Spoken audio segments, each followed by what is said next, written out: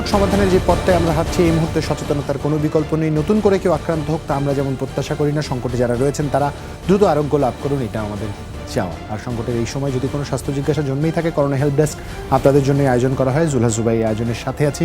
শনি থেকে বৃহস্পতি প্রতিদিন রাত 9টায় আপনাদের স্বাস্থ্য জিজ্ঞাসার উত্তরগুলো আমরা দিতে চাই এবং আপনাদের প্রশ্নের উত্তর দিতে একই ধারাবাহিকতায় আজও আমাদের সাথে আছেন অধ্যাপক ডাক্তার এস এম মোস্তফা জামান, মেডিসিন ও হৃদরোগ বিশেষজ্ঞ BSMMU, আছেন ডাক্তার শারমিন আব্বাসী, সহযোগী অধ্যাপক প্রসূতি ও স্ত্রীরোগ আনোয়ার খান মডার্ন মেডিকেল কলেজ ও হাসপাতাল। এছাড়া আমাদের সাথে আছেন ডাক্তার আবু সাইদ শিমুল, শিশুরোগ বিশেষজ্ঞ, মুগদা মেডিকেল কলেজ হাসপাতাল। এছাড়া সুদূর যুক্তরাষ্ট্র থেকে মেডিসিন বিশেষজ্ঞ ডাক্তার রবি আলম আমাদের সাথে যুক্ত হয়েছে। আপনাদের প্রত্যেককেই স্বাগত করোনা হেল্প ডেস্কের এই আয়োজনে। আপনারা আমাদের সাথে থাকবেন, আপনাদের মাধ্যমে দর্শকদের প্রশ্নগুলোর উত্তর আমরা দিতে চাই এবং যারা ফোন দিবেন অবশ্যই টেলিভিশনের ভলিউমটি কমিয়ে আমাদের ফোন দিবেন। যারা লিখছেন সামাজিক যোগাযোগ মাধ্যমে ফেসবুকে, তারা দয়া করে বিস্তারিত লিখবেন। গত 24 ঘন্টায় আরও 22টি পরিবার তাদের স্বজন হারিয়েছেন। নতুন করে শনাক্ত হয়েছেন আরও 692 জন। মৃত 22 জনের মধ্যে 15 জন পুরুষ ও 7 জন নারী। মহামারীতে এ পর্যন্ত দেশে প্রাণহানি 7,756 জন। স্বাস্থ্য অধিদপ্তর জানায় গত 24 ঘন্টায় নমুনা পরীক্ষা করা হয়েছে 12,908টি। এই পর্যন্ত মোট শনাক্ত রোগীর সংখ্যা 5,21,382। 24 ঘন্টায় সুস্থ হয়েছেন 785 জন। মোট সুস্থ 4,66,054 জন। দর্শকদের প্রতি আমাদের একটাই আহ্বান, প্রতিদিন যেভাবে করে জানাই নিয়মিত বিরতিতে জীবাণুনাশক ও সাবান পানি দিয়ে হাত জীবাণুমুক্ত করতে হবে। একই সাথে মাস্ক পরবার অভ্যাসটির কথা একদমই ভুলে যাওয়া যাবে না। আমরা প্রথমেই আজ একটু ডাক্তার রবি আলমের কাছে যেতে চাই। ডাক্তার রবি আলম, একজন ফ্রন্টলাইনার হিসেবে যুক্তরাষ্ট্রের যেই ভ্যাকসিন কার্যক্রম আছে সেই কার্যক্রমের আওতায় আপনি এসেছেন, ভ্যাকসিন নিয়েছেন। একটু আপনার অভিজ্ঞতাটা জানতে চাইবো আমরা। কোনো পার্শ্ব প্রতিক্রিয়া কিংবা এমন কোনো ক্রিয়া যেটার সাথে আপনি অভ্যস্ত না, আপনার স্বাভাবিক জীবনাচরণে কোনো পরিবর্তন বা প্রভাব পড়েছে কিনা এই ভ্যাকসিনের কারণে?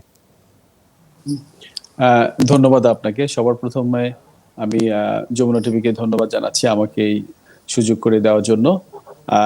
আমি ভ্যাকসিন নিয়েছি প্রথম শট এবং দ্বিতীয় শট। আল্লাহর রহমতে আমার কোনো পার্শ্ব প্রতিক্রিয়া নাই।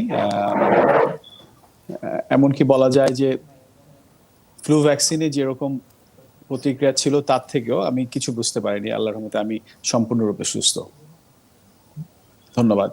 ডাক্তার রবি, সেক্ষেত্রে আমাদের কিন্তু প্রচুর কৌতূহল থাকে, আপনি আপনার সাথে যাদেরকে ভ্যাকসিনেশনের আওতায় আসতে দেখেছেন, এমন কি কোনো অনাকাঙ্ক্ষিত ঘটনা ঘটেছে কিনা বা এমন কি কোনো সতর্কবার্তা আমাদের মাথায় রাখা উচিত কিনা, কি সাজেশন দিবেন আপনি? যে কোনো ভ্যাকসিন অথবা যে কোনো ইনজেকশন যখন মানুষের শরীরে প্রবেশ করানো হয়, ইমিডিয়েট কিছু রিয়াকশন থাকে। লোকাল অ্যালার্জিক রিয়াকশন হতে পারে, অ্যানাফাইলেকটিক রিয়াকশন হতে পারে। এটা স্বাভাবিক। এটা যে কোনো ওষুধের ক্ষেত্রে, ইভেন কি আপনার নর্মাল স্যালিন বা যে কোনো মেডিসিনের যে কোনো অ্যান্টিবায়োটিকের ক্ষেত্রে হতে পারে। ওটার জন্য সবসময় যখন ভ্যাকসিন দেওয়া হয় যেই ফিল্ডে, সবসময় প্রতিকার এবং প্রতিরোধের জন্য টিম রেডি করা থাকে। আমি যে হসপিটালে, গ্লেনডেল অ্যাডভান্টেজ হসপিটালে আমি ভ্যাকসিন নিয়েছি, প্রথম আপাতত কোনো পার্শ্ব প্রতিক্রিয়া হয়। ধন্যবাদ। অসংখ্য ধন্যবাদ আপনাকে। আপনি আমাদের সাথে থাকবেন। নিশ্চয়ই দর্শকদের আরও প্রচুর কৌতূহল আছে এই পুরো ভ্যাকসিনেশন বিষয় সম্বন্ধে। আর যারা আমাদের ফোন দিতে চান 98240522 এই নম্বরে আপনারা ফোন দিতে পারেন।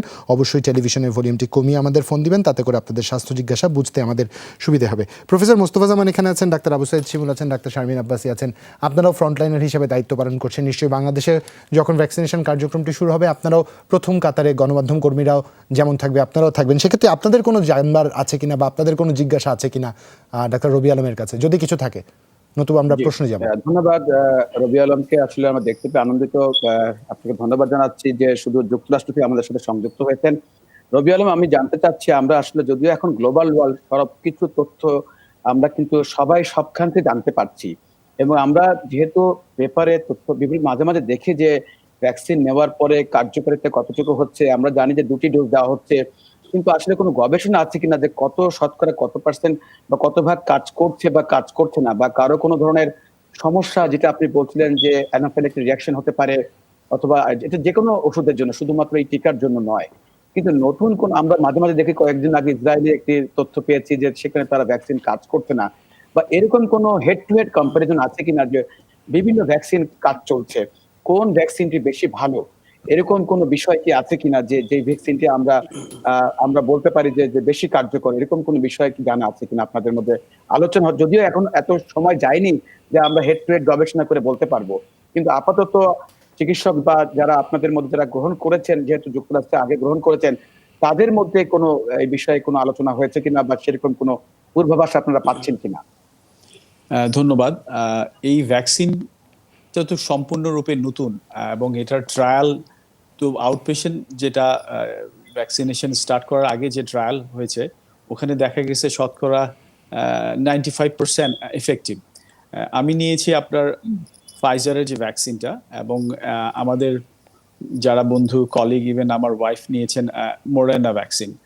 তো মাত্র কয়েকদিন হলো আমি ভ্যাকসিন সেকেন্ড ডোজ নিয়েছি, 3 দিন হয়েছে। এখন পর্যন্ত বোঝা যাচ্ছে না যে এটার আপনার স্টাডি তো একটা লং প্রসেস। হ্যাঁ, আমরা বুঝতে পেরেছি অনেক লম্বা সময়। কোনো অ্যান্টিবডি করার কোনো স্কোপ দিয়ে কোনো কিছু আছে কিনা, যে কত পার্সেন্ট কাজ করছে অ্যান্টিবডি টাইটার দিকে বোঝার কোনো উপায় আছে কিনা, এরকম বা কোনো শরীরের স্কোপ আছে প্রভাবটা কিনা? আমরা নিশ্চিতকরণের জন্য কিছু করতে পারি কিনা? আচ্ছা, অ্যান্টিবডি টাইটারটা এখনো চেক করা হয়নি। বলা হয় যে সেকেন্ড ডোজের পরে অ্যান্টিবডি পিকটা আসবে আপনার 2 সপ্তাহ থেকে 3 সপ্তাহের ভিতরে পিকটা হয় আর কি। স্ট্র্যাটেজিটা হচ্ছে কি, প্রথমে যখন আপনি ভ্যাকসিনটা নিলেন, আমি ফাইজারের কথাটা বলি, ফাইজার ভ্যাকসিন নেওয়ার 3 সপ্তাহ পরে সেকেন্ড ডোজটা, তো সেকেন্ড ডোজটা ফার্স্ট ডোজের পরে ওই পিকটা আসে। কৌশলটা হচ্ছে গিয়ে যখন পিকটা আসে তখনই সেকেন্ড ডোজটা নেওয়ার জন্য। আর মডার্না ভ্যাকসিনটা ওরা রিকমেন্ডেশন করতেছে যে ফার্স্ট ডোজের পরে 4 সপ্তাহ থেকেই সেকেন্ড ডোজটা নেওয়ার জন্য। তো এখন দেখা যাবে যে 3 সপ্তাহ 4 সপ্তাহ পরে, ওই স্টাডিটা এখনো পাবলিশ হয়নি যে কার অ্যান্টিবডি টাইটারটা কিরকম আসবে, এটা এখনো প্রাথমিক পর্যায়ে। আমি একটা প্রশ্ন রাখতে চাচ্ছিলাম আপনার নিশ্চয়ই। কাছে। আপনি আমাদের ওখানে, আমাদের তো বাংলাদেশে যেটা আছে, আমরা যারা অবস্টেটিক্স নিয়ে কাজ করি, বলা হচ্ছে যে প্রেগন্যান্সিতে এটা দেওয়া হবে না, but what is about the USA? ওখানে যারা প্রেগন্যান্ট উইমেন আছে বা ছোট বাচ্চা আছে, তাদের ব্যাপারে কি কোনো ডিসিশন নেওয়া হয়েছে, বা যে কথাটা আমরা আগে শুনেছিলাম সেটার কোনো পরিবর্তন হয়েছে কিনা? ধন্যবাদ। এখনো কোনো পরিবর্তন হয়নি। ট্রায়ালে আপনার যেটা দেখা গেছে, এনাফ প্রেগনেন্ট উইমেন পার্টিসিপেট করে না, ওরা রিকমেন্ডেশন করতেছে না। এটা সম্পূর্ণ ভলেন্টারি, কেউ যদি দিতে চায় দিতে পারে।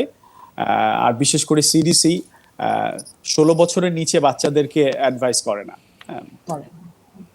এখানে একটু যদি যোগ করতে যাই, এমন না যে ভ্যাকসিনটা দেয়া যাবে না, আসলে এগুলো তো সেনসিটিভ ইস্যু, যে আমরা তো ভলেন্টিয়ার কিভাবে পাবো। আমরা জানি যে ফাইজার বলছে 18 ইয়ার্স, মডার্না হচ্ছে 16 ইয়ার্স পর্যন্ত দেয়া যায়। আর ফাইজারের যে গবেষণার যেটা আছে সেটা হচ্ছে যে সেকেন্ড ডোজ দেওয়ার 14 দিন পরে তার পিকটা আসে, আমরা পেপার যেটা দেখেছি আর কি। আর মডার্নের ক্ষেত্রে বলছে সেকেন্ড ডোজ দেওয়ার 7 ডেজ পর থেকে জাস্ট পিকটা, যেটা হাইস্ট পিক, সেটা আসে। কিন্তু অনেকের মধ্যে আবার এটা বিভ্রান্ত রয়েছে, বাংলাদেশে অনেকে বলছেন যে এটা বাচ্চাদের তো দেয়া যাবে না, তাহলে কি আসলে দেয়া যাবে না? সেটা না, আসলে সেরকম পর্যাপ্ত তথ্য উপাত্ত নেই, যেহেতু ভলেন্টিয়ার তো বাচ্চাদের নেওয়ার ক্ষেত্রে অনেক কিছু ইস্যু রয়েছে, ইথিক্যাল ইস্যু রয়েছে। এবং একটা কিন্তু ট্রায়াল অলরেডি শুরু হয়েছে যে 12 বছর থেকে 18 বছর এই বয়স গ্রুপ থেকে কিভাবে এটার অন্তর্ভুক্ত করা যায়, সেটা অলরেডি কাজ শুরু হয়েছে। তখন আমরা হয়তো কিছুদিন পরে সেই আমরা যদি স্ট্যাটিস্টিক্স গুলি পাই, সেই ডাটাগুলি পাই, তখন আমরা বলতে পারবো হ্যাঁ এখন আমরা 12 বছর থেকে হয়তো দিতে পারবো। কিন্তু এটার প্রক্রিয়া আসলে চলছে, যেহেতু অনেক কিছু ইস্যুস এখানে রয়েছে। এমন না যে ওই ভ্যাকসিন গুলি কাজ করবে না, যেহেতু আমাদের কাছে পর্যাপ্ত সেফটি এবং তার এফিকেসি ডাটা নেই, সেজন্য এখন পর্যন্ত প্রেগন্যান্ট এবং আমাদের পেডিয়াট্রিক্স এজ গ্রুপে এখন পর্যন্ত সেটা দেওয়া হচ্ছে না। ডাক্তার আবু সাইদ শিমুল, ডাক্তার রবি আলম, আপনারা আমাদের সাথে থাকছেন, আমরা আসবো আপনাদের কাছে এই আলোচনা নিয়ে। তবে একজন দর্শক আমাদের সাথে যুক্ত হয়েছেন সুদূর মালয়েশিয়া থেকে, আমরা ফোনটি নিতে চাই। দর্শক, আপনার নাম এবং বয়স বলে প্রশ্ন করুন। আসসালামু আলাইকুম। ওয়ালাইকুম আসসালাম। আমার নাম আহমেদ, আপনার মালয়েশিয়াতে ফোন দিছি। জি আহমেদ ভাই, বলুন কিভাবে হেল্প করতে পারি। 32 বছর আমার বয়স, ঠিক আছে। জি। আপনার ডায়াবেটিস হয়েছে, আপনার এই যে লকডাউন হয়েছে তো মালয়েশিয়া, জি। আপনার 5-6 মাস হয়ে গেছে ডায়াবেটিস, আমি চেক করছি কি আপনার ডায়াবেটিস হয়েছে। আচ্ছা। আপনার ওই যে রান আছে না, জি। রানের পাশে আপনি মনে করেন এই যে চিপাটা আছে না, ওই পাশে আপনার আঠালি মতন কি আপনার ঘা হয়েছে, তাই তো? হয়েছে। জি। তারপরে আপনার ওই যে তলপেটটা চিমচিমিয়া ব্যথা করে কি আপনার। আচ্ছা, ডায়াবেটিসের মাত্রা আগে যখন মেপেছিলেন তখন কত ছিল? ওই ডায়াবেটিসের মাত্রা মনে করেন খানা বড়া পেটে ছিল আপনার 7.2। 7.2। আর খালি পেটে? খালি পেটে মাপি নাই, আপনার বড় পেটে মাপছিলাম। ভরা পেটে মেপেছেন। আর কোনো সমস্যা আপনার? সমস্যা বলতে কি, আমি আপনার মাথা ব্যথা পাইছিলাম, ঠিক আছে। আচ্ছা, মাথা ব্যথার এখন কি অবস্থা? ব্যথা মনে করেন আপনার মাঝে মাঝে আপনার মনে হয় ডায়াবেটিস বাড়লে মনে হয় আপনার মাথা আছে না ব্যথা করে কি, ঠিক আচ্ছা, আছে? ডায়াবেটিস বাড়লে মাথা ব্যথা করে, সেক্ষেত্রে আপনার জন্য তো সুবিধা, আপনি একটা ইঙ্গিত পেয়ে যান যে আপনার সুগারের মাত্রা বেড়ে গেছে, নিয়ন্ত্রণ করতে হবে। যাই হোক, আমরা একটু প্রফেসর মোস্তফা জামানের কাছে যেতে চাই। প্রফেসর মোস্তফা জামান, আর যদি কিছু জানবার থাকে। আমি জানতে এই দর্শকের বয়স কত এবং তার কি ওষুধ খায় কিনা ডায়াবেটিসের জন্য? না, আমি কোনো ওষুধ খাই না আপনি, ঠিক আছে? আমার 32 বছর বয়স। আপনার 32 বছর ওই- বয়স। জি, 2 বেলা জি, রুটি খাই আপনাকে- আর 1 বেলা ভাত খাই কি আপনি? জি, আপনি কি কোলেস্টেরল কখনো চেক করেছেন, পরীক্ষা করেছেন, রক্তের চর্বি? না না, আমি চেক করি নাই। জি, আপনাকে ধন্যবাদ জানাচ্ছি। প্রথম কথা যে আপনি সুদূর মালয়েশিয়া থেকে আমাদের প্রশ্ন করেছেন। আমরা অত্যন্ত আনন্দিত যে আপনি গতকালও একজন ইরান থেকে আমাদেরকে প্রশ্ন করেছিল। এতে করে প্রমাণিত হয় যে আসলে আমাদের করোনা হেল্প ডেস্ক শুধু বাংলাদেশেই নয়, সারা বিশ্বের দর্শকদের জন্য, আমরা যারা প্রবাসী বাংলাদেশে আছে তাদের জন্য একটি, এবং আজকের অনুষ্ঠানে সুদূর যুক্তরাষ্ট্র থেকে আমাদের একজন চিকিৎসক, আমাদের প্রান্তীয় ছোট ভাই ডাক্তার রবিও আমাদের সাথে যুক্ত হয়েছেন, এবং এতে করে আমাদের সার্বজনীন যে একটি ব্যবস্থা সেটি আসলে প্রমাণিত হচ্ছে। আমি মালয়েশিয়া থেকে যিনি যে দর্শক প্রশ্ন করেছেন তাকে বলছি, আপনার ভয়ের কোনো কারণ নেই। এটি আসলে বড় কোনো সমস্যা নয়। প্রথম হলো যে আপনার যে চিনচিন করছে সেটি অ্যাসিডিটি বা গ্যাস্ট্রিকের জন্য হচ্ছে। আপনি ট্যাবলেট, সেখানে যে কোনো একটি গ্যাস্ট্রিকের ওষুধ আপনি যেটি পাওয়া যায় ওমেপ্রাজল গ্রুপের, সকালে একটি রাতে একটি খাবেন। আশা করছি ভালো হবে। সঙ্গে আপনি যদি ওখানে কোনো লিকুইড অ্যান্টাসিড জাতীয় কোনো ওষুধ থাকে সেটি আপনি যখন প্রয়োজন হবে রাতে 3 চামচ খেয়ে খাবেন, আর যে কদিন থাকে 15 দিন বা 20 দিন। আরেকটি বিষয়, খাদ্যাভ্যাসে সুষম খাদ্য খাবেন, নিয়মিত বা নিয়ম মতো খাবার খাবেন, সময়ের খাবার সময়ে খাবেন, হাঁটাহাঁটি করবেন, বেশি করে পানি পান করবেন। আরেকটি বিষয় বলছেন যে আপনি একটি অ্যাংজাইটি টেনশনে ভুগছেন, আমি বুঝতে পারছি। ট্যাবলেট, যে কোনো একটি দুশ্চিন্তা মুক্ত করা ট্যাবলেট বাংলাদেশে হলে বলতাম যে কোনো একটি ওষুধের নাম, যেহেতু আপনি সেখানে আছেন, যেমন সেখানে ডিয়াংজির যদি জাতীয় যদি ওষুধ থেকে থাকে, যেটি কিন্তু সারা বিশ্বব্যাপী এই নামে পাওয়া যায়, সেই ওষুধটি আপনি খেতে পারেন। আর আপনার মাথা ব্যথার জন্য ট্যাবলেট প্যারাসিটামল, নাপা জাতীয় ওষুধ বা ওখানে প্যারাসিটামল জাতীয় ওষুধ থাকে সেটি খাবেন। আপনাকে আমরা দৃঢ়ভাবে বলতে পারি যে আপনার বড় ধরনের কোনো সমস্যা না, যেহেতু বিদেশে আছেন, পরিবারের সদস্যরা দেশে আছেন, সবকিছু মিলে এক ধরনের অ্যাংজাইটি বা টেনশনে আছেন, এটি বড় ধরনের কোনো সমস্যা নয়। আপনি নিশ্চিত থাকতে পারেন, আমাদের পরামর্শ মানলে আপনি একেবারেই সুস্থ হয়ে যাবেন। ধন্যবাদ প্রফেসর মোস্তফা জামান। সানজিদা হক শাম্মী আমাদের লিখছে, আসসালামু আলাইকুম, আমার আম্মুর বয়স 49, 2 বছর যাবৎ পিরিয়ডের সমস্যা, কখনো কখনো হেভি ব্লিডিং, কখনো প্রলং ব্লিডিং হয়। টেস্ট রিপোর্ট হিমোগ্লোবিন লেভেল 9.4, অন্যান্য blood report normal, TVS report nabothian cyst in cervix, Pap's smear report negative with inflammatory cell smear, এবং ডাক্তার কোলোনোস্কোপি ডিরেক্টেড সার্ভাইকাল বায়োপসি দিয়েছেন। এই বায়োপসি এর কি কোনো সাইড এফেক্ট আছে কিনা বা রিস্ক আছে কিনা জানতে চেয়েছেন তিনি ডাক্তার শারমিন আব্বাসী। আচ্ছা, এখানে ওনার দুটো কমপ্লেনের কথা উনি তুলেছেন। একটি কমপ্লেন করেছেন যে অন এন্ড অফ এক ধরনের ব্লিডিং হয়, কখনো হেভি হয়, কখনো কম হয়। এটির আসলে উত্তর যেটি, সেটি হচ্ছে she is near to menopause. ওনার আসলে এখন মেনোপোজে যাওয়ার মতো একটা বয়স হয়ে গেছে, যে সময় আমরা আসলে বলি যে ওভারিয়ান এবং ইউট্রাসের কিছু অ্যাক্টিভিটি কমেছে, এবং মেয়েদের যে মাসে মাসে মাসিক হয় সেই মাসিকটা বন্ধ হয়ে যাওয়ার মতো একটি বয়সের পর্যায়ে যখন মানুষ পড়ে যায় তখন এটি হয়। তারপরে উনি ট্রান্সভাজাইনাল সোনোগ্রাফি করেছেন। এখানে আমাদের একটু কোয়ারি থাকে কয়েকটা ব্যাপারে। এর মধ্যে একটা হচ্ছে যে ইউট্রাসে কোনো টিউমার আছে কিনা, অথবা ইউট্রাসের লেয়ার যেটি আছে সেটি অনেক বেশি মোটা হয়ে গেছে কিনা। যেহেতু দুটো রিপোর্টই নর্মাল, এটা নিয়ে ভয়ের কিছু নাই। আর ব্লাড রিপোর্ট যেহেতু আমাদেরকে উনি জানান নাই, আমরা জানি না সেরাম টিএসএইচ লেভেলে কোনো অ্যাবনর্মালিটি আছে কিনা, কারণ ওটি যদি ওনার দেখা যায় হাইপোথাইরয়েডিজমের দিকে থাকে তাহলে কিন্তু সেক্ষেত্রে এক্সেসিভ ব্লিডিং হয়, অতএব ওটা আমাদেরকে মাথায় রাখতে হবে। সেকেন্ড যে প্রবলেমটা উনি বলেছেন যে নেবোথিয়ান সিস্ট আছে আলট্রাসোনোগ্রাফি ফাইন্ডিং এ, এবং যেটি আছে সেটি হচ্ছে প্যাপস্মিয়ার রিপোর্ট নর্মাল। তো সেক্ষেত্রে আসলে কলপোস্কোপি অ্যান্ড বায়োপসি আসলে খুব একটা প্রয়োজন আছে কিনা এটি আরেকটি বিবেচনা করার বিষয় আছে, কারণ যেহেতু প্যাপস নর্মাল আর আপনার নেবোথিয়ান সিস্ট মোটামুটি অনেক মেয়েদেরই থাকে, বিকজ যাদের ক্রনিক একটা ইনফেকশন থাকে সার্ভিক্সে তাদের এই রিপোর্টটা আমরা পাই। তো সেক্ষেত্রে আসলে বিচলিত হওয়ার কিছু নেই। উনি ডক্টরের সাথে যদি আরেকবার কথা বলে নেন যে এটার আসলে বায়োপসি লাগবে কিনা, তাহলে মনে হয় ব্যাপারটি ক্লিয়ার হবে। আমার কাছে মনে হয় যে রিপোর্টটি আপনি আমাকে জানিয়েছেন সেই হিসেবে বায়োপসি করার হয়তো প্রয়োজন নাও হতে পারে, অতএব একটু কথা বলে নেওয়াটা ভালো হবে। আর বায়োপসি যদি প্রয়োজনীয় হয় তাহলে এটা নিয়ে ভয়ের কিছু নাই, এটা জাস্ট সিম্পল একটা বিষয়। ওখান থেকে একটা মাংসের মতো জায়গা নিয়ে এটা পরীক্ষা করা হয়, এটাতে ভয় বা কোনো ধরনের সংকোচ বা কোনো ধরনের রিস্ক কোনোটাই নেই জুবায়ের। ধন্যবাদ আপনাকে ডাক্তার রবি আলম। আমার একটি প্রশ্ন আছে, এটা জানতে আমি খুব আগ্রহী। স্বাভাবিকভাবে যে কোনো চিকিৎসা প্রক্রিয়ার মধ্যে দিয়ে যাওয়ার সময় আমরা রোগীকে পূর্বে কিছু প্রস্তুতি নিতে বলি কিংবা চিকিৎসাকালীন সময়ে কিছু প্রস্তুতির কথা রাখতে বলি। সেক্ষেত্রে এই ভ্যাকসিন নেওয়ার আগে কি আমাদের কোনো প্রস্তুতি থাকা প্রয়োজন কিনা, কিংবা ভ্যাকসিন কার্যক্রমের মধ্যে দিয়ে আমি যখন যাব তখন জীবনাচরণে কোনো পরিবর্তন আনা জরুরি কিনা? ধন্যবাদ। সেরকম প্রস্তুতির কোনো প্রয়োজন নাই। স্বাভাবিকভাবে আমরা যেটা বলি, আপনার খাওয়া দাওয়া, বিশেষ করে ফ্লুইড ইনটেকটা, পানি এবং রেস্টটা এনাফ নেওয়া দরকার। সেছাড়া সেরকম কোনো প্রস্তুতির দরকার নাই। এখানে আরেকটা জিনিস বলা হয়, আমরা ভ্যাকসিন নেওয়ার পরে, আপনি দেখেছেন কিনা জানি না আমার ভিডিওটা, ওখানে আমাদেরকে চেয়ার দেওয়া হয় যে ওখানে 15 মিনিটস টু 35 মিনিটস ওখানে বসে থাকার জন্য, কারো কোনো অ্যালার্জিক রিয়াকশন হয়েছে কিনা, ইমিডিয়েট রিয়াকশন হয় কিনা। আবার যারা নার্স এবং মেডিকেল স্টাফ, তাদেরকে অ্যাডভাইস করে যদি সম্ভব হয় পরের দিন ছুটি নেওয়ার জন্য। অনেক সময় অনেকের দেখা যায় যে ফ্লু টাইপ সিমটম হয়, শরীর ব্যথা করে, ঝিমঝিম করে, মাথা ব্যথা হয়, লো গ্রেড ফিভারও হতে পারে। এই জন্য পরের দিন যদি ছুটি থাকে সেই দিন ভ্যাকসিন নেওয়ার জন্য অ্যাডভাইস করা হয়। ধন্যবাদ। ধন্যবাদ আপনাকে ডক্টর রবি আলম। আপনি আমাদের সাথে থাকবেন। আপনার কাছে জানবার কৌতূহল আরও বেড়ে গেছে, দর্শকরা প্রচুর প্রশ্ন করছেন আপনার কাছে জানবার জন্য, কারণ ভ্যাকসিন নিয়ে আমাদের সবার খুব কৌতূহল রয়েছে। আমরা একটা বিরতি যাব, বিরতি থেকে ফিরে এসে আপনার কাছে 2-1টি আরও প্রশ্ন আছে করব। তবে তার আগে আব্দুল শহীদ প্রশ্ন করেছেন, তার ভাগ্নির জন্য 4 মাস 4 দিন বয়স, আগে সে 7-8 দিন একবার করে মলত্যাগ করতো, তখন চাপ দিয়ে করতো। 5 দিন আগে গন্ধযুক্ত পাতলা পায়খানা করেছিল।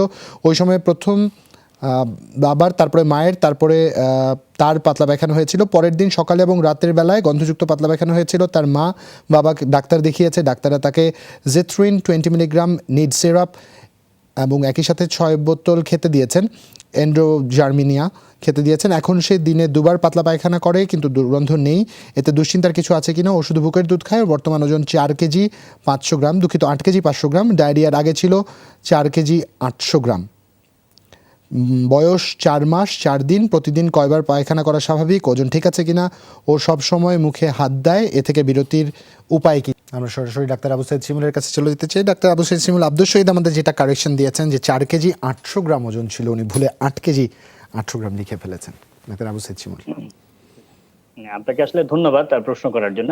তার আগে আমি একটু বলতে চাই যে ভ্যাকসিন সম্পর্কে যে কথাগুলো হচ্ছে, যে সাইড ইফেক্ট বা তার অ্যাডভার্স ইফেক্ট এসব নিয়ে ডাক্তার রবি কিন্তু খুব যথার্থই বলেছেন যে যেসব অসুবিধার কথা বলা হচ্ছে এগুলো কিন্তু সকল ভ্যাকসিনের ক্ষেত্রে আসলে প্রযোজ্য। একটু গা মেজমেজ করা, লোকাল রিয়াকশন, একদম হাই যেটা হয় অ্যানাফিলাক্সিস, এই সবগুলো কিন্তু আমাদের দেশে যে সাধারণভাবে যে ভ্যাকসিন গুলো দেওয়া হয় সেগুলো তো এগুলো হতে পারে। সুতরাং এগুলো নতুন কিছু না, এটা ভীতির কর কোনো বিষয় নাই। আর আমাদের দেশে কিন্তু ভ্যাকসিন, আপনারা জানেন যে ডেলিভারি সিস্টেমে ভ্যাকসিন নিয়ে খুব অর্গানাইজড সিস্টেম রয়েছে। এই জন্য সারা পৃথিবীতে কিন্তু এটা আমরা প্রশংসিত, এবং আমাদের মাননীয় প্রধানমন্ত্রী কিন্তু ভ্যাকসিন হিরো উপাধি পেয়েছেন। সেই ক্ষেত্রে আমি বলবো যে এই যে অ্যাডভার্স ইফেক্টের কথা বলা হচ্ছে, এটা অর্গানাইজ কিন্তু সিস্টেম রয়েছে। আমরা এটাকে বলি AEFI, যে অ্যাডভার্স ইফেক্ট ফলোইং ইমিউনাইজেশন। সেটা আলাদা কর্মসূচি রয়েছে।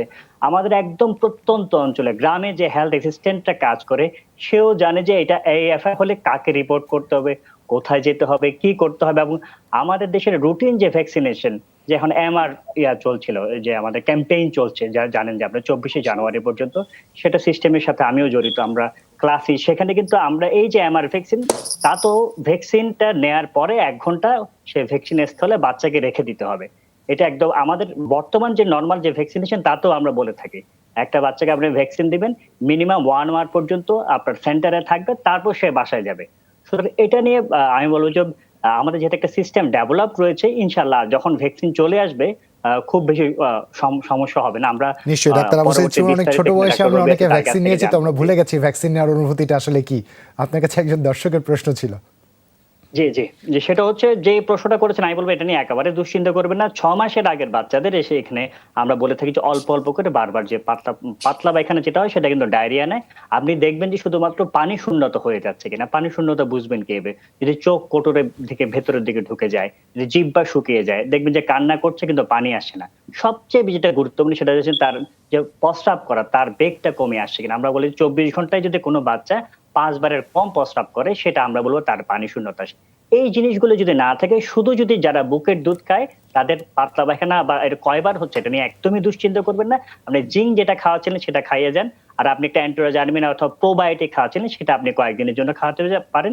বুকের দুধটা বারবার করে খাওয়া যান। আপনার অন্য কোনো ওষুধের এই মুহূর্তে একেবারে প্রয়োজন নেই। আপনি এ নিয়ে একদমই দুশ্চিন্তা করবেন না। ধন্যবাদ আপনাকে ডাক্তার আবু সাঈদ শিমুল। ডাক্তার রবি আলম, একটা জিজ্ঞাসা আছে। আমরা বিভিন্ন মাধ্যমে জেনেছি যে যাদের অ্যালার্জি আছে, পূর্বের অ্যালার্জি আছে, তাদের অনেক ক্ষেত্রে ভ্যাকসিন নিতে নিষেধ করা হয়েছে। এই বিষয়টি একটু আপনার কাছে জানতে চাইব। আমি আমার কথা বলি। আমার নিজের ব্যক্তিগত কিছু অ্যালার্জি আছে, বিশেষ করে হচ্ছে ডাস্ট অ্যালার্জি, পোলেন বলে আর কি, ফুলের যে আপনার পরমাণু থাকে, রেণু, পোলেন অ্যালার্জি আছে। তারপরে আমার কোর ফুড, যেই ফলগুলোতে ভিতরে কোর আছে, অ্যাপেল, পিয়ার্স, প্লাম, বিশেষ করে খেজুর, এটাতে আমার অত বড় অ্যালার্জি না। স্বাভাবিকভাবে আপনার হাঁচি হয়, গলাতে ইচি হয়, তারপরে গলা একটু ফুলে যায়। হ্যাঁ, সাধারণত বলা হয় যে আপনার ফ্লু ভ্যাকসিন নিলে যাদের ওই ডিমের উপর অ্যালার্জি আছে তাদেরকে যেন না নেওয়া হয়। এছাড়া যাদের কখনো অ্যানাফাইলিটিক রিয়াকশন মানে যখন কোনো ওষুধ বা কোনো মেডিসিন নেওয়ার পরে শ্বাসকষ্ট হয়, ইনটুবেশন হয়, তাকে তার সারা শরীরে প্রচন্ডভাবে ফুলে যায়, ওই ধরনের অ্যানাফাইলিটিক রিয়াকশন যাদের আছে তাদেরকে অ্যাডভাইস করা হয় যেন তারা ভ্যাকসিনটা না নেয়। সেছাড়া ছোটখাটো অ্যালার্জি থাকলে, কারো যদি পূর্বে কোনো ওষুধ নেওয়া থাকে, ইনজেকশন নেওয়া থাকে, কোনো অ্যানাফাইলিটিক রিয়াকশন না হয়, সেক্ষেত্রে সে নিতে পারবে। আমার ব্যক্তিগত অভিজ্ঞতাতে বলছি, আমার আল্লাহর রহমতে কোনো রকমের পার্শ্ব প্রতিক্রিয়া হয় নাই। আমি সম্পূর্ণরূপে সুস্থ। অসংখ্য ধন্যবাদ ডাক্তার রবি আলম। আপনার মতো এরকম আমাদের অনেকেরই সমস্যা আছে, যাদের অল্পতেই অ্যালার্জি, ধুলোতে অ্যালার্জি, ফুলের রেণুতে অ্যালার্জি, এ ধরনের। প্রফেসর মোস্তফা জামান হাসছেন, আমি জানি উনি জানেন বিষয়টি। আপনাকে অসংখ্য ধন্যবাদ ডাক্তার রবি আলম। আপনি শুধু যুক্তরাষ্ট্র থেকে আমাদের সাথে যুক্ত হয়েছিলেন, আপনার ব্যস্ত সময় থেকে সময় দিয়েছেন। আপনাকে বিদায় জানাচ্ছি অনুষ্ঠানের এই পর্যায়ে থেকে, এবং আপনাকে প্রচুর শুভকামনা আপনার জন্য, এবং আপনার আগামী দিনগুলোর সুস্থতাও কামনা করছি। ভালো থাকবেন আপনি। ধন্যবাদ আমাকে সুযোগ দেওয়ার জন্য। সবাইকে নববর্ষের শুভেচ্ছা জানাচ্ছি। আপনাকে ধন্যবাদ। ওয়ালাইকুম আসসালাম। সানজিদা আহমেদ নিশি লিখছেন তার মায়ের জন্য, যার বয়স 43, পিরিয়ডের সময় পেটে প্রচুর ব্যথা হওয়ার কারণে 5 মাস আগে গাইনি ডাক্তার দেখিয়েছেন। টেস্টে ওভারিতে সিস্ট ধরা পড়ে, uterus bulky in size, anteverted in position, AP 6.3 cm, myometrium heterogeneous having scattered echogenic foci with irregular endometrial myometrial junction. ডাক্তার শারমিন আব্বাসী, আমার দাঁত পড়ে যাওয়ার দশা এগুলো পড়তে গিয়ে। ইউলিরয়েড এক্সেল জরেল 20 এবং নরভিস 20 ওষুধ খেতে দিয়েছে ডাক্তার। পিরিয়ড বন্ধের জন্য ওষুধ দিয়েছিল, শুধু খাওয়াকালীন সময় পিরিয়ড বন্ধ ছিল, তাই ব্যথাও ছিল না। 3 মাসের কোর্স সম্পন্ন হয়েছে। এরপর ডাক্তার কাছে আবার দেখিয়েছেন, তখন ডাক্তার ক্যালসিয়াম আর ভিটামিন ট্যাবলেট খেতে দিয়েছেন 3 মাস। আগের ওষুধ বাদ দিলে আবারও পিরিয়ড হবে বলেছে, কিন্তু ওষুধ ছেড়ে দেওয়ার প্রায় 2 মাস হলো, এখনও পিরিয়ড হচ্ছে না। সমাধান চেয়েছেন আপনার কাছে। আচ্ছা জুবায়ের, আপনি আসলে মেডিকেল টার্মগুলো এত সুন্দর করে বলেন যে আমরা আসলে আমাদের জন্য সহজ হয়ে যায়। 2-4টি দাঁত নড়ে গেছে আমার। এখন আল্ট্রাসাউন্ড আসলে ফাইন্ডিংটা একটু কঠিন করে ওরা মেডিকেলের ভাষায় লেখে, সেই জন্য হয়তো একটু কঠিন মনে হয়েছে। এখানে আসলে ওনার প্রবলেমগুলো কয়েকটা জায়গায় একদম পরিষ্কার। একটা হচ্ছে ওভারিতে সিস্ট আছে, এবং সেই সিস্টটা আমার যে ওনার যে ধরনের সিমটম এবং যা কিছু বললেন, এন্ডোমেট্রিওটিক জাতীয় কোনো সিস্ট আমার কাছে মনে হচ্ছে, যে কারণে ওনার এত পেইন হচ্ছে। কারণ এই ধরনের সিস্টে সাধারণত পেইন হয়। এবং সেকেন্ড হচ্ছে যে ওনার যে ইউট্রাসের যে প্রবলেমটি, এটি in favour of adenomyosis. Adenomyosis এমন একটি গাইনোকোলজিক্যাল প্রবলেম যার প্রথম ম্যানিফেস্টেশনই হচ্ছে তীব্র ব্যথা ডিউরিং মিনিস্ট্রেশন। সেকেন্ড হচ্ছে যেটি হয় সেটি হচ্ছে মিনিস্ট্রেশন ছাড়া অন্য সময় একটা লোয়ার অ্যাবডোমিনাল পেইন থাকে, এন্ড থার্ড হচ্ছে severe pain during sexual intercourse period. এই তিনটা মিলেই আসলে রোগী আমাদের কাছে প্রেজেন্ট করে। তো সেই ক্ষেত্রে আমি আসলে যেটি ওনাকে সাজেস্ট করব সেটি হচ্ছে যে আরেকটু হয়তো ইন্টেন্সিভ ট্রিটমেন্ট ওনার এই মুহূর্তে লাগবে। যদি উনি সার্জারি না চান, উনি যদি মনে করেন যে ওষুধের উপরে থাকবেন, তাহলে বিশেষ কিছু ওষুধ এবং ইনজেকশন দিয়ে আমরা এই রোগীগুলোর চিকিৎসা করি, যার মাধ্যমে তারা একটা লম্বা সময় ভালো থাকে। অতএব সেই ধরনের একটু ইন্টেন্সিভ ট্রিটমেন্ট লাগবে। আর সেকেন্ড হচ্ছে যে ওষুধগুলো উনি আগে নিয়েছেন, এই ওষুধগুলো খেলে অনেকের 2-3 মাস মিনিস্ট্রেশন বন্ধ থাকতে পারে। এবং তারপরে এটা স্ট্যাবলিশ হবে, এটা নিয়ে চিন্তার কোনো কারণ নেই। তবে ওনার ক্ষেত্রে একটু ব্যতিক্রম হতে পারে যে এই ওষুধ খাওয়া অবস্থায় উনি মেনোপজের দিকে চলে যাচ্ছেন কিনা, কারণ বয়স যেহেতু ওনার 30 আপ, অতএব উনি যদি মেনোপজের দিকে চলে যান তখন কিন্তু মাসিক এরকম ইরেগুলার হয়ে একটা সময় অফ হয়ে যাবে। তাই ওনার চিকিৎসা ওষুধ ইনজেকশনই সম্ভব, যেটার জন্য আমি মনে করি যে চিকিৎসকের সঙ্গে আরেকবার দেখা করে যদি আরেকটা কনসালটেশন নিয়ে নেন তাহলে ভালো হবে। কারণ পেইনের কারণ আমরা জেনে গেছি, ইউট্রাসের মধ্যে অ্যাডেনোমায়োসিস টাইপ টিউমার আছে এবং ওভারিতে এন্ডোমেট্রিওসিস টাইপ সিস্ট আমাদের কাছে মনে হচ্ছে আপাত দৃষ্টিতে হিস্ট্রি শুনে। ধন্যবাদ আপনাকে ডাক্তার শারমিন আব্বাস। একজন দর্শক আছেন আমাদের সাথে। দর্শক, আপনার নাম এবং বয়স বলে প্রশ্ন করুন। হ্যালো, আমি বলবো। জি, আপনার নাম এবং বয়স বলে প্রশ্ন করুন। আমি বাদল, আমার বয়স 68। আচ্ছা বাদল সাহেব, বলুন কিভাবে সহায়তা করতে পারি। 68। আমি গত জুলাই মাসে আমার করোনা হয়েছিল। জি, আমি 15-16 দিন পরে ভালো হয়ে গেছি। আচ্ছা। আমার করোনার মধ্যে কোনো সর্দি ছিল না, কোনো ছিল না, শ্বাসকষ্ট ছিল না, ব্যথা ছিল না, শ্বাসকষ্ট ছিল না। আমি 15-16 দিন পরে আপনি ভালো হয়ে গেছিলাম। বা বাহ। স্বাস্থ্য দপ্তর থেকে বলছে যে আপনি সুস্থ হয়ে গেছেন। আমি আবার টেস্ট করতে গেলাম বঙ্গবন্ধু বিশ্ববিদ্যালয়ে।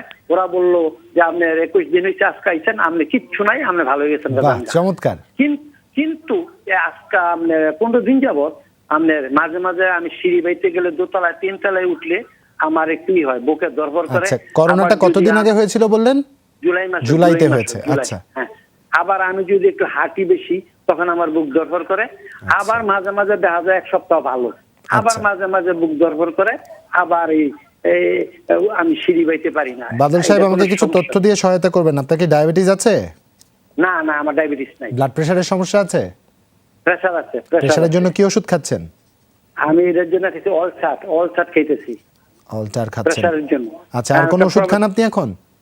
না, আর কোনো ওষুধ খাই না। মাঝে মাঝে ওই পেটে একটু আমার হজম শক্তি একটু কম আছে, বয়স হয়েছে তো। আচ্ছা। ওই মাঝে মাঝে এই খাই, ওই গ্যাসের খাই, সার্জেল খান আপনি, তাই তো? জি, হ্যাঁ, এটা খুব স্বাভাবিক, থাকতেই পারে। প্রফেসর মোস্তফা জামান। আর অলসাট। জি, ধন্যবাদ। তিনি খুব সুন্দর গুছিয়ে বলেছেন এবং তার জন্য শুভকামনা দিয়ে বলছি। আসলে তার যেহেতু করোনা হয়েছিল এবং তিনি এখন সুস্থ আছেন বলেছেন এবং নিজেই বলেছেন তার আত্মবিশ্বাস অনেক বেড়ে গেছে। আমি সবাইকেই বলবো যারা ইতিপূর্বে করোনায় আক্রান্ত হয়েছেন, মন খারাপের কিছু নেই, আতঙ্ক হবার কিছু নেই। অনেকেই আতঙ্ক করেন দ্বিতীয়বার কোনো সমস্যা হবে কিনা, আক্রান্ত হবেন কিনা, অথবা পরবর্তীতে কোনো কমপ্লিকেশন বা জটিলতা হবে কিনা। তবে তিনি যে দর্শক প্রশ্ন করেন তার বুকের যে কষ্ট, বুকের সিঁড়ি বাড়িতে গেলে সমস্যা হয়, সেটি করোনার জন্য হতে পারে, করোনা ছাড়াও কিন্তু হতে পারে। তার বয়স 68, তার হৃদরোগের কোনো ঝুঁকি আছে কিনা তিনি কোনো পরীক্ষা নিরীক্ষা কখনো হয়তো করেননি, প্রয়োজন বোধ করেননি। এখন যেহেতু তার সমস্যাটি হচ্ছে, আমরা তাকে 1টি বা 2টি পরীক্ষা বলবো। একটি হলো যে তার একটি ট্রেডমিল টেস্ট বা ইটিটি করতে পারেন, হার্টের কোনো ব্লক জাতীয় কোনো সমস্যা আছে কিনা, যেহেতু তাহলে তিনি জানতে পারেন। যদি এটি ভালো থাকে তাহলে আমরা বেশি ওষুধ সংযুক্ত করব না। আর যদি মনে করেন এটি পজিটিভ থাকে তাহলে হার্টের রোগ হবার এক ধরনের আশঙ্কা থেকে থাকে, সেক্ষেত্রে আমরা কিছু ওষুধ এবং চিকিৎসা দিয়ে থাকি। তবে আপাতত ট্যাবলেট নাইট্রোকার্ড 2.6 সকালে অর্ধেক, রাতে অর্ধেক খাবেন। ট্যাবলেট ইকোস্প্রিন, এটি প্রতিদিন দুপুরবেলা ভরা পেটে একটি খাবেন। এই 2টি ওষুধ। আর যদি রক্তে কোলেস্টেরলের মাত্রা বেশি থাকে, যদি পরীক্ষা করে জানা থাকে, তাহলে ট্যাবলেট অ্যাটোবা 10 মিলিগ্রাম, এটি প্রতি রাতে একটি খাবেন। এরপরে এটি ওষুধটা খাওয়া শুরু করেন, সঙ্গে অন্যান্য ওষুধ তিনি যা খাচ্ছিলেন সবই খাবেন। একটি ইটিটি বা ট্রেডমিল টেস্ট করে তিনি আমাদের সাথে এই অনুষ্ঠানে যোগাযোগ করতে পারেন, অথবা সাক্ষাতে কোনো চিকিৎসকের পরামর্শ করতে পারেন। আর ঠান্ডা, ধুলোবালি, অ্যালার্জি থেকে থাকে তাহলে অ্যালার্জির একটি সিরাম আইজিই পরীক্ষাটি করতে পারেন। আমাদের দৃঢ় বিশ্বাস তিনি বিষয়টি জানতে পারবেন এবং তার জন্য আমাদের শুভকামনা রইল। তার জন্য তিনি যে ভালো থাকেন সেই প্রত্যাশা করছি। ধন্যবাদ আপনাকে ডাক্তার প্রফেসর মোস্তফা জামান। আমাদের একজন প্রশ্ন করেছেন তার সন্তানের জন্য, যার বয়স 2 মাস ও 4, 5, 6 দিন পর পর পায়খানা করে, কান্না করে, দুধ খেতে চায়, বাবু বুকের দুধ খায়, করণীয় কি? ডাক্তার আবু সাইদ শিমুল। আসলে এই ধরনের প্রশ্ন আমরা অনেকবারই পেয়েছি, সেটা উত্তরও দিয়েছি। সেটা হচ্ছে বুকের দুধ যদি খায় অনেকদিন পর পর যদি মল ত্যাগ করাটা একেবারেই সেটা অস্বাভাবিক নয়। তবে আপনি যেটা বলছেন স্পেসিফিক কান্নাকাটি করে, সেই ক্ষেত্রে আমরা অনেকবারই বলেছি যে একটু কাঁধে নিয়ে যেটা ঢেকুর তোলনা, বার্পিং করা, সেটা একটু আপনি চেষ্টা করবেন। আর খুব যদি বেশি মোস্টামুস্তি করে সেক্ষেত্রে সিমিথিকন যে কোনো ড্রপ, ফ্লাকল ড্রপ রয়েছে, সেটা 0.3 ml করে 3 থেকে 4 বার খাওয়াবেন। আপনি 10 থেকে 15 দিন খাওয়াতে পারেন। এরপরে যদি দেখা যায় না এই সমস্যাটা যাচ্ছে না, সেক্ষেত্রে মিল্ক অফ ম্যাগনেসিয়াম, সেটা হাফ চামচ করে 2 বার আপনি 5-7 দিন পর্যন্ত খাওয়াতে পারেন, তার আগ পর্যন্ত একটু যদি ঢেকুর তোলেন এবং বারবার বুকের দুধটা খাওয়ান, ইনশাআল্লাহ আপনার বাচ্চা ভালো হয়ে যাবে। ধন্যবাদ আপনাকে ডাক্তার আবু সাইদ শিমুল। প্রফেসর মোস্তফা জামান, আপনার কাছে একজন প্রশ্ন করেছেন, মোহাম্মদ অন্তন সরকার মাইম। তিনি বলেছেন তার মায়ের বুকের মাঝে ব্যথা করে, সকল ধরনের টেস্ট করা হয়েছে, কোনো কিছুই ধরা পড়েনি, এর সমাধান তিনি জানতে চেয়েছেন। প্রফেসর মোস্তফা জামানের কাছে একটি প্রশ্ন ছিল, সেই প্রশ্নের উত্তর আমরা নিব, তবে তার আগে একজন দর্শক অনেকক্ষণ ধরে অপেক্ষা করছেন, তার প্রশ্নটি আমরা নিতে চাই। দর্শক, আপনার নাম এবং বয়স বলে প্রশ্ন করুন। হ্যাঁ, আমার নাম সেলিনা, আমি বরগুনা থেকে বলছি, আর আমার বয়স 27 বছর। আপা বলুন কিভাবে সহায়তা করতে পারি? হ্যাঁ, আমার প্রথম সমস্যা হলো যে আমার বিয়ের বয়স আজকে 9 বছর, তো আমার 3টা বাচ্চা নষ্ট হয়ে গেছে। আচ্ছা তা 3টা বাচ্চা নষ্ট হয়েছে, তা একটা হচ্ছে একটা ডিএনসি করছে আমি কুমিটোলায়। আচ্ছা এখন বর্তমানে আমার প্রেগনেন্ট, আমার 24 সপ্তাহ চলতে আছে। আপা একটু বলেন তো, বাকি তিনজনের যে কথা আপনি শেয়ার করলেন তারা কোন সময়টায়? সেটা হলো 18 সালে একটা, 15 সালে একটা, আর হলো যে 16 সালে একটা। আচ্ছা, কারণ কি ছিল? কত মাসের বয়সে বা কত সপ্তাহ বয়সে? 2 মাস সব হইলেই আমার ব্লাডিং হয়ে নেমে যেত। আচ্ছা, আপনার কি থাইরয়েডের সমস্যা আছে? না, আমার কোনো সমস্যা নাই। তখন আমি ঢাকা মেডিকেলের যে প্রধান ছিল ফেরদৌসী রহমান লিপি, জি, ওনাকে দেখেছিলাম। তা আচ্ছা। উনি ডিএনসি করছিল আমার, তারপর আবার ওখানে আমি পপুলারে করছিলাম ধানমন্ডি, জি, তারপর আবার কুমিটোলা গেছিলাম। জি। এখন আমার বর্তমানে আমি প্রেগনেন্ট। এখন আমার সমস্যা ওরকমের হালকা ব্লাডিং হইতো, তারপর এসপিসি একটা ঔষধ ছিল, ওটা সপ্তাহে একবার দিত ইনজেকশন। HPC injection? হ্যাঁ হ্যাঁ, জি। ওটা দিয়েছে, তো আমার ব্লাডিংটা বন্ধ হয়েছে, কিন্তু আমার ব্যথাটা করতেই আছে। আচ্ছা আপা, একটু আমাদের তথ্য দিয়ে সহায়তা করবেন। আপনার কি ডায়াবেটিস আছে? না না, আমার ডায়াবেটিস নাই, প্রেশার লম নরমাল, আচ্ছা আর আমার হার্টেও সমস্যা নাই। আচ্ছা, আপনার ওজন কত? আমার ওজন তখন আমি 2 সপ্তাহ আগে মাপাইছিলাম, তখন 55 কেজি। 55 কেজি ছিল। হ্যাঁ হ্যাঁ। আপনার হাজবেন্ডের থাইরয়েড বা ডায়াবেটিস কোনো সমস্যা নেই? না না, আমার হাজবেন্ডেরও কোনো সমস্যা নাই, তারও প্রেশার লো, কিন্তু তার ব্লাড গ্রুপ আর আমার ব্লাড গ্রুপ একই ব্লাড গ্রুপ, পজিটিভ। হ্যাঁ, বি বি পজিটিভ। পজিটিভ। আচ্ছা, হ্যাঁ। ডাক্তার শারমিন আব্বাসী। আচ্ছা, আমার মনে হয় অধ্যাপক মোস্তফা জামান আগে উত্তরটি দিয়ে নেন, তাহলে আমি নিশ্চয়ই, তারপরে দিব। নিশ্চয়ই। যদি আপনার কিছু জানবার নেই, তাই তো? না, আমার কিছু জানা নেই। প্রফেসর মোস্তফা জামান। জি, ধন্যবাদ শামিন আব্বাসী। আসলে যিনি বিরতির আগে যে প্রশ্নটি ছিল, আমরা এরকম প্রশ্ন আসলে সবসময় আমাদের চেম্বারে পেয়ে থাকি, যে বুকে ব্যথা, এবং অনেকে এসে বলে থাকেন সমস্ত টেস্ট করিয়েছে কিন্তু তারপরে রোগ ধরা পড়ছে না বা ভালো হচ্ছে না। আসলে বুকে ব্যথার কিন্তু নানা কারণ, শুধুমাত্র যে হার্টের কারণে যে বুকে ব্যথা হবে তা কিন্তু নয়। আমরা যদি একটু দেখি কি কি কারণে বুকে ব্যথা হতে পারে, আমরা বেশিরভাগ ভয় পাই যে হার্টের কারণে বুকে ব্যথা হলো কিনা। হার্টের ব্যথাটি কিন্তু একটু পরিশ্রম করলে, হাঁটাহাঁটি করলে, সিঁড়ি ভাঙলে বুকে চাপ হয় বা ভার হয়, এরকম যদি হয়ে থাকে আমরা একটি ট্রেডমিল টেস্ট, ইসিজি, ইকোকার্ডিওগ্রাফি দিয়ে থাকি। এরকম না হলে কিন্তু এই পরীক্ষাটি আমরা করবো না। তবে তার আগে যদি ডায়াবেটিস থাকে, উচ্চ রক্তচাপ থাকে, এরকম ইতিহাস আছে কিনা আমরা ইতিহাসটি গ্রহণ করব। হতে পারে ফুসফুসের একটি এক্সরে করতে পারলে জানতে পারে অ্যালার্জি আছে কিনা, অ্যাজমা আছে কিনা, সেই কারণে বুকে ব্যথা। যদি সময় অ্যাসিডিটির কারণে হতে পারে, গলব্লাডারের পিছনে পাথর হতে পারে। আমরা দেখছি সার্ভাইকাল স্পন্ডিলাইটিস, ঘাড়ের একটি হাড় থাকে সার্ভাইকাল, এখানে এই বোনসে জয়েন্টের যদি কোনো সমস্যা থাকে, তার কারণে ঝুঁকলে বা যদি ঝুঁকলে তার ব্যথাটি বাড়ে বুকের, সেক্ষেত্রে বলি সার্ভাইকাল স্পন্ডিলাইটিস হতে পারে। এরকম আরো অনেকগুলো কারণ আছে, কিন্তু দেখি যে ইতিহাস থেকে কিন্তু আমরা বলতে পারি আসলে কার জন্য কোন পরীক্ষা দরকার। সকল পরীক্ষা বলতে আসলে এরকম কোনো টার্ম নেই, কারণ অনেক পরীক্ষা আছে, সবার জন্য সব পরীক্ষার দরকার নেই। রোগের ইতিহাস থেকে যেই পরীক্ষাটি আমাদের মনে হবে তার জন্য সেই পরীক্ষা করলে জানতে পারবেন। আরেকটি বিষয়, অনেক সময় দেখা যায় যে রোগীদের নানান দুশ্চিন্তা থেকে, অ্যাংজাইটি থেকে কিন্তু বুকে ব্যথা হতে পারে। সে কারণে কিন্তু আমরা পরীক্ষা করলে অনেক সময় একেবারেই স্বাভাবিক বা নরমাল পেতে পারি। আমি বলবো তার বয়সটি বলা উদ্দেশ্য দরকার ছিল, এবং এর সাথে তার অন্যান্য কি ধরনের পরীক্ষা করেছেন যদি আমরা জানতে পারি। অনেক সময় দেখা যায় অনেক পরীক্ষা করেছেন, তার কোনো মহিলা তার মাসিকে ব্লিডিং বেশি হয়, তার হিমোগ্লোবিন কম, শুধু হিমোগ্লোবিনের জন্যই কিন্তু তার বুকে ব্যথা হতে পারে। আমরা সেজন্য বলবো যে আসলে আপনারা ভালোভাবে রোগের ইতিহাস দিবেন, এবং আমরা যারা চিকিৎসক দেখছি আমরা ভালোভাবে ইতিহাস নিলে ইতিহাস থেকে কিন্তু রোগের প্রায় 70% আমরা জানতে পারি।